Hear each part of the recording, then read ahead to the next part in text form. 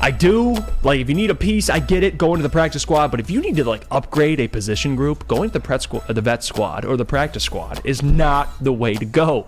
Shaq Leonard, speaking of free agency additions, he is visiting, or already has visited, with the Cowboys and the Eagles. That's it. He's expected to make a decision this weekend.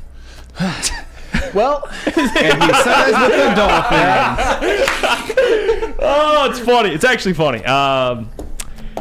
Now, is Shaq Leonard the savior of all these problems? No, but hey, is talent out there. It's a guy who's played a lot of football. He's elite football. Yeah, he's a linebacker. Plays what does he play mostly? I guess off ball. He's definitely off ball. Off ball linebacker. Yeah. Again, I agree with John saying this.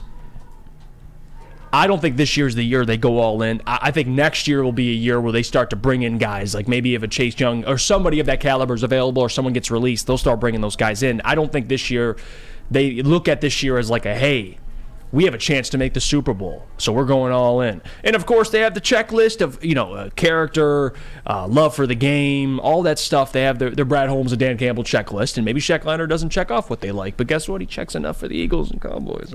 Well, and that's the thing. And I get it that the Cowboys and the Eagles, I mean, even the Cowboys, even though a lot of you don't respect them, they are at, I would say, maybe different stages than the Lions right now. They are, to be fair. And maybe the Lions kind of...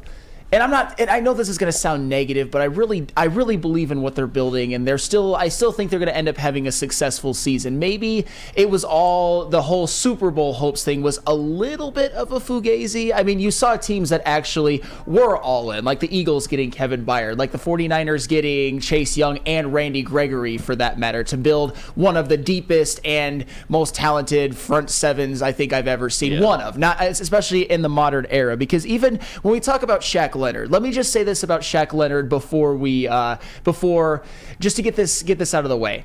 Shaq Leonard, I think, should change his name back to Darius. And here's why I say that. Because the last couple of years, he's been hurt a lot, but he's kind of done the whole what Quentin Nelson has done. Started out their career as like all-time greats in training. It looked like you were going to maybe have, and they both play for the Colts, you were looking like you were maybe going to have Zach Martin and Patrick Willis on your roster. But neither of them have played their best football as of late, including Shaq Leonard, who hasn't had his best season this year and was hurt for most of last year. It's a back issue right now, doesn't he? Yes. And that's not nothing. That's something that could scare teams away. But when you talk about the Eagles and the Cowboys, for example, what void do both of them have? The Cowboys, for example, they have elite corners and an elite defensive line and edge rushers. But one of the guys they're expecting to be one of their best contributors, Leighton Vander Esch, is out for the season. And I'm at the point where I don't think you should expect anything from Leighton Vander Esch going forward, because he's had a ton of injuries, particularly in the neck, which is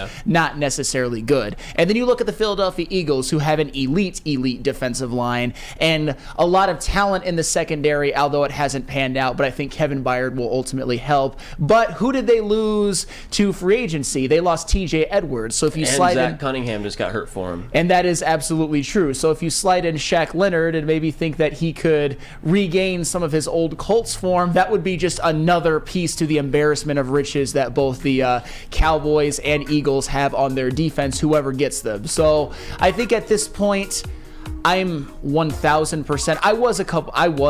I would say after the Packers game for sure. I'm done expecting Super Bowl for the Lions right now, and that's okay as long as they continue to build it correctly and compete for them for years to come, but that's never guaranteed.